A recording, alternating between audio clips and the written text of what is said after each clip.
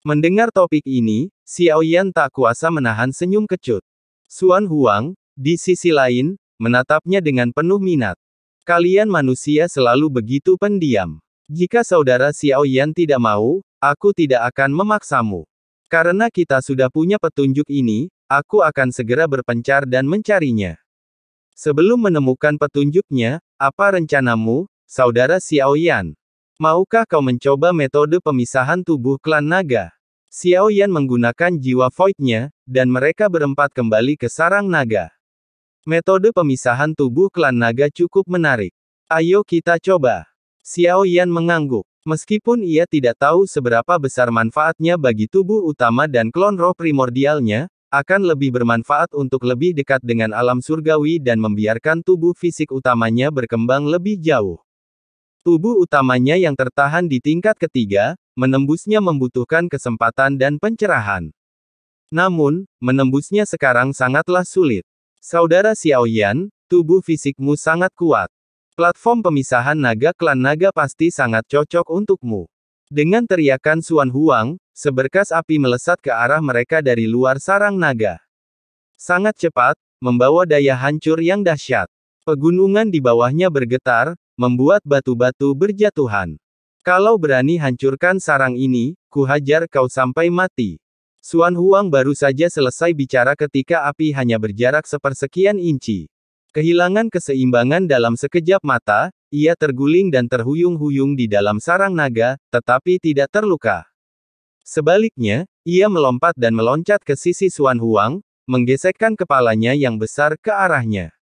Ia memiliki garis keturunan naga kuno, kekuatan tempurnya luar biasa dahsyat.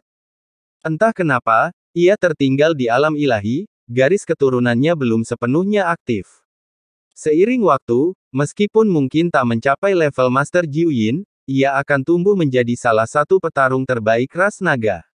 Xuan Huang mengulurkan tangan dan mengelus kepala macan tutul itu, sejinak anaknya. Saudara Xiao Yan, bolehkah aku mengantarmu ke tempatku selanjutnya? Aku lelah, istriku dan selir-selirku butuh sedikit kesenangan. Xuan Huang tertawa, kalian bertiga boleh mencoba. Kalau tidak sanggup, jangan memaksakan diri. Panggil Bao Bao, dia pasti akan menyelamatkanmu. Bao Bao, jangan nakal, dia penyelamatmu. Sambil berbicara, Xuan Huang menunjuk Xiao Yan dan berkata dengan serius. Xiao Yan tersenyum tipis. Bao Bao langsung menerkamnya, menggesek-gesekkan tubuhnya. Sebenarnya, dia sudah merasakanmu sebelumnya, tapi dia tidak yakin, kata Xuan Huang. Lagi pula, Bao Bao diambil dari Lan Feng dan selalu berada di wilayah Xiao Yan. Meskipun saat itu masih berupa telur naga. Kini, dengan bantuan Xuan Huang, telur itu telah terlahir kembali. Xiao Yan mengulurkan tangan untuk memeluknya, dan dengan patuh ia meletakkan kepalanya di telapak tangan Xiao Yan. Bagus sekali. Hag, bawalah dermawanmu ke panggung pemotongan naga. Begitu Xuan Huang selesai berbicara, Hag bergerak dan berubah menjadi seberkas api. Xiao Yan dan Long Yi segera mengikutinya, sementara Raja Pemakaman Surgawi menggoyangkan labu anggurnya. Kau tidak pergi dengan saudaramu? Tanya Xuan Huang bingung, melihat Raja Pemakaman Surgawi masih berdiri di sana. Aku tidak pandai mengolah tubuh, dan kekuatan fisik bukanlah keahlianku. Aku lebih suka tinggal di sini dan minum untuk menghabiskan waktu. Karena dia ada di sini, aku bisa sedikit bersantai. Raja Pemakaman Surgawi tertawa. Benarkah? Karena dia teman saudara Xiao Yan, aku pasti tidak akan menganiaya Xuan Huang. Setelah mengatakan itu, ia bertepuk tangan, dan selusin wanita naga cantik datang dari kejauhan. Tinggi dan ramping, berkulit putih bercampur semburat gandum, masing-masing memancarkan pesona yang unik. Bukan itu maksudku. Tetaplah di sini dan minum. Tianzang Wang terbatuk 2 kali, memperlihatkan senyum pahit. Iya, merekalah yang kuatur untuk minum bersamamu, saudaraku. Dibandingkan dengan kemampuan minum mereka, aku malu mengakui bahwa aku tak bisa menandingi mereka. Xuan Huang tertawa. Tianzang Wang tersenyum canggung. Ia telah salah paham lebih dulu, sementara Xiao Yan mengikuti Bao Bao ke panggung pembunuh naga. Di ruang yang tak dikenal, raksasa baja yang tak terhitung jumlahnya melayang. Ini adalah dewa kekosongan dari Taixu. Dan seiring berjalannya waktu, dewa kekosongan telah berevolusi dari bentuk aslinya yang persegi menjadi oval. Bentuknya tampak lebih halus, mengandung tingkat peradaban dan teknologi yang lebih tinggi. Pada saat ini, seberkas cahaya datang dari kehampaan, menyapu ke arah sekelompok raksasa ini hingga ditemukan oleh para prajurit Taixu dan diserahkan kepada penguasa kekosongan. Sang penguasa kekosongan bersandar pada singgasana besi, tatapannya tidak bersahabat, saat objek-objek kacau di hadapannya berangsur-angsur menghilang. Sebelumnya, tingkat kegagalan invasi adalah 1:10.000 saat Yang Mulia masih hidup. Sekarang meningkat menjadi 10:10.000. Meskipun peluangnya sangat kecil, hal itu sama sekali tidak dapat diabaikan. Sinar cahaya di tangan Suzu berubah menjadi bola kristal seukuran ibu jari. Ia meremasnya dengan lembut, dan beberapa gambar langsung muncul. Dalam gambar itu, Xiaoyan berada di dalam gerbang batu, tatapannya menyapu kerangka 100 dewa di sekitarnya. Dunia gunung dan laut, ia benar-benar berani meninggalkan aliran ilahi dan pergi ke dunia gunung dan laut. Pantas saja saya menerima kabar bahwa Tian Luolan tiba-tiba meninggal, ternyata Yang Mulia datang mengetuk. Kata Dewa Void dingin, sorot mata penuh pertimbangan terpancar. Sesaat kemudian, sesosok berjalan dari kejauhan, itu adalah Su Anxing. Saat itu, ia mengenakan zirah Dewa Void, dan tubuhnya memancarkan aura yang kuat. Oh, Su Anxing, kau telah menembus ke tingkat kelima alam abadi bumi lagi. Kecepatan kultivasimu sangat cepat, Yang Mulia Qinyi. Terima kasih atas kultivasimu, Yang Mulia. Hanya di sensi aku mengerti pentingnya kekuatan. Su Anxing mengepalkan tangannya dan membungkuk, tetapi bakat kultivasinya tidak tinggi, dan ia sepenuhnya bergantung pada sumber daya teknologi Taixu dan Minghe untuk meningkatkan kekuatannya secara paksa. Suzu memutar ulang gambar manik kristal itu, dan menatap Yang Mulia Su Anxing. Sekarang kita berada di dunia gunung dan laut, bagaimana menurutmu kita harus meninggalkan sensi? Aku sendiri yang bisa turun dan memusnahkannya. Void Lord berkata dengan serius, lagi pula, berdasarkan perhitungan Chaos Object, kemungkinan kegagalannya meningkat lagi. Lord Void, jangan terburu-buru. Informasinya masih belum jelas. Bisakah Anda memberitahu saya sumber informasi ini? Tanya Su Anxing. Informasi yang tidak diketahui itu bukan dari Void Exploration. Su Anxing sedikit mengernyit mendengar ini, menangkupkan tangannya, dan berkata, saya khawatir ini sebuah rencana. Yang Mulia ahli dalam merencanakan, dan beliau berani meninggalkan Mountain and Sea World, dan beliau tak kenal takut. Sumber informasinya tidak diketahui, saya khawatir ini jebakan. Su Anxing berkata dengan serius, meskipun dengan kekuatan Lord Void, bahkan jika itu jebakan, itu tidak akan menjadi masalah besar. Namun, selalu lebih baik untuk berhati-hati, untuk berjaga-jaga. Lalu menurutmu apa yang harus kita lakukan? Lord Void tampaknya cukup mempercayai Su Anxing, tetapi alasannya tidak diketahui. Menurut rencana awal, Void Academy Chengxian di alam sejati Xuan Yin telah direplikasi. Ini akan menjadi kesempatan bagus untuk melihat apakah itu bisa menghancurkan kondisi mentalnya. Pada saat itu, Su Zhu tidak perlu bertindak, hanya dengan mengerahkan 2 ahli tingkat 5 saja seharusnya sudah cukup untuk menjatuhkannya secara langsung. Su Anxing berbicara perlahan, dan Void Lord mengangguk pelan setelah mendengarnya. Namun, kemungkinan membunuh Yang Mulia kali ini masih sangat rendah. Ini bukan kesempatan yang ideal, ini lebih merupakan ujian dan upaya untuk menghentikannya. Aku akan melakukan apa yang kau katakan, tapi jika gagal, aku akan membunuhmu. Mata Void Lord berkilat penuh niat membunuh saat ia menatap Su Anxing, tetapi jelas ia menanggapi hal ini dengan sangat serius. Bawahanmu akan melakukan yang terbaik, kata Su Anxing, menangkupkan tinjunya dengan hormat sebelum perlahan mundur. Setelah Su Anxing pergi, Void Lord menjentikkan jarinya, dan beberapa bayangan hitam muncul. Apakah kalian baik-baik saja? Void Lord tersenyum tipis. Apa perintahmu, Tuan Su? Sebuah suara datang dari salah satu bayangan hitam, suara yang pasti dikenali Xiaoyan jika ia mendengarnya. Tian Luolan sudah mati, kata Void Lord langsung tanpa basa-basi. Mati. Siapa yang membunuhnya? Suara lain tiba-tiba terdengar. Awalnya, ada 3 sosok yang hadir. Sekarang hanya 2 yang tersisa. Kau mungkin bisa menebaknya, kata Void Lord, tidak secara eksplisit, tetapi mengisyaratkan keduanya. Yang Mulia Sensi. Dia memang kuat, tetapi dia hanya mengandalkan kekuatan keberuntungan Sensi.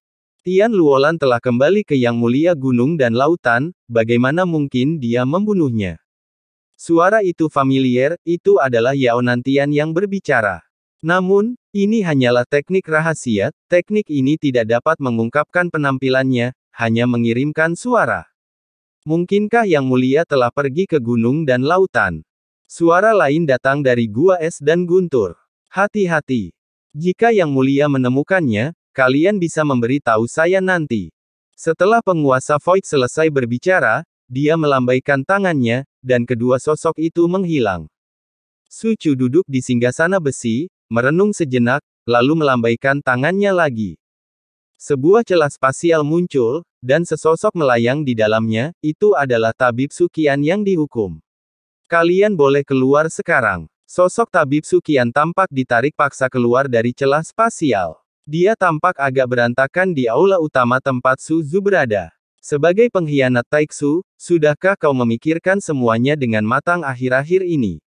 Tanpa penguasa Void, tatapannya sedingin es. Aku tidak mengkhianati Taiksu, hanya saja rencana dan siasat kita berbeda. Kalau kau tidak percaya, kurung aku, kata Tabib Sukian tegas, suaranya masih tak mau menyerah. Kalau begitu, kau boleh tetap di sini. Penguasa Void tidak menunjukkan kesopanan, langsung mengangkat tangannya untuk melambaikan tangan. Baiklah, katanya, kau sekarang tak lebih dari sampah tingkat 5. Mulai sekarang, kau akan mematuhi perintah Su Anxing. Jika kau berani melawan, aku akan membunuhmu. Orang mati takkan bisa merebut kembali tahta. Begitu kata-kata itu terucap, Su Zhu, yang duduk di singgasana, menendang Sukian, tabib kekaisaran, hingga ia jatuh tersungkur ke tanah dan berguling menjauh. Sang penguasa Void, sambil memarahi Sukian, perlahan bangkit, wajahnya tanpa emosi, dan melangkah pergi dengan langkah terukur. Begitu Sukian melangkah keluar dari kapal Dewa Void tempat Su Zhu berada, ia lenyap dalam 1 langkah. Lapor, Su Zhu dan Sukian telah melarikan diri. Seorang prajurit Void segera melapor. Niat membunuh di wajah Su Zhu telah memudar. Ekspresi tenang muncul di wajahnya. Lepaskan dia. Mari kita lihat apa yang akan dilakukan Sukian selanjutnya. Sang penguasa Void berada dalam posisi yang sulit. Di saat yang sama, entitas Chaos mulai berhitung. Kemungkinan kalah adalah 5/10.000. Melihat ini, bibir Sukian melengkung membentuk senyuman. Menahannya di sini sia-sia, melepaskannya hanya akan menciptakan ketidakpastian. Sepertinya ia akan mencari Yang Mulia yang telah bereinkarnasi ini. Apapun yang dia lakukan, itu akan menguntungkan Taiksu dan juga menahan Su Anxing. Setelah jatuh dari kasih karunia, semuanya hanyalah angan-angan. Setelah mengatakan ini, Su Chu menutup matanya, seolah-olah jiwanya telah ditarik keluar dari tubuhnya. Di klan naga benua asal naga, dipimpin oleh Bao Bao, Xiaoyan dan Long Yi tiba di apa yang disebut platform pemutus naga, yang merupakan pintu masuk ke suatu ruang. Ketika Xiaoyan dan Long Yi muncul, banyak naga berkumpul untuk menonton, semuanya menatapnya dalam bentuk naga, berbentuk berlian. Naga-naga ini tidak asing bagi Xiaoyan. Mereka ingin melahap manusia yang mereka lihat sebelumnya, tetapi mata naga mereka dipenuhi dengan ketakutan ketika mereka melihat Xiaoyan. Bagaimanapun, dia adalah manusia yang telah mengalahkan mantan Raja Phoenix. Baru pada saat itulah mereka mengerti mengapa Raja Naga Xuan Huang mereka begitu sopan dan hormat kepada Xiaoyan. Dihadapkan dengan kekuasaan absolut, perbedaan ras seakan lenyap. Mereka tahu membunuh manusia ini semudah menghancurkan cacing tanah, apalagi dengan Bao-Bao yang memimpin. Mereka segera memberi jalan satu sama lain.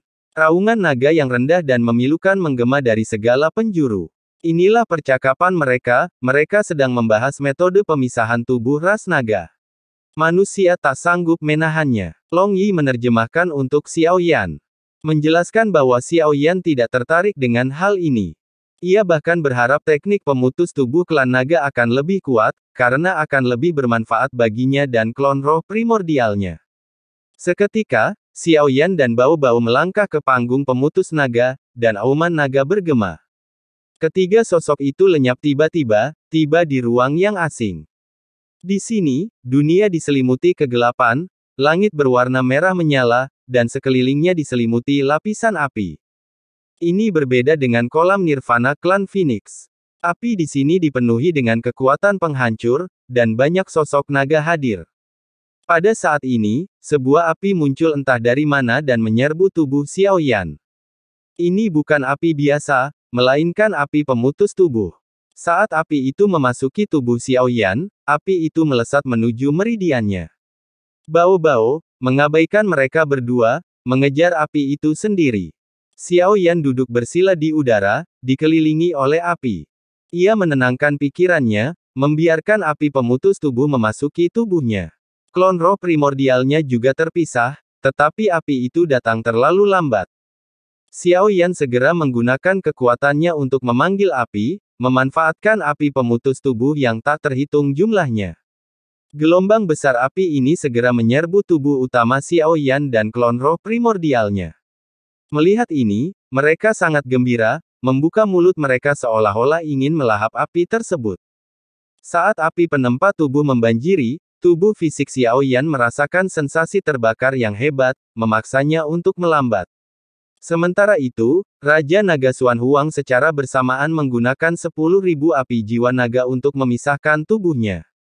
Mungkin sudah ada lebih dari 10.000, dan jumlahnya masih bertambah. Apakah ini manusia yang mengalahkan Raja Phoenix? Mungkinkah tubuh fisik manusia juga dikultivasikan hingga tingkat ini? Auranya agak aneh, tidak seperti manusia. Meskipun fluktuasinya halus, auranya seolah memancarkan kekuatan yang menekan. Pada saat ini, para naga di sekitarnya melirik dengan rasa ingin tahu, dan bahasa naga mereka mencapai telinga Long Yi. Ia menutup matanya untuk berkultivasi, sama seperti Xiaoyan, mengabaikan mereka. Tubuh utama Xiaoyan telah menyerap 10.000 api jiwa naga, sementara klon roh primordialnya telah melampaui 20.000. Bagi tubuh utama, 10.000 sudah merupakan batasnya, tetapi klon roh primordialnya belum merasakan apapun, masih terus menyerap. Tempat ini lumayan, aku penasaran apakah akan ada kesempatan lagi di sini.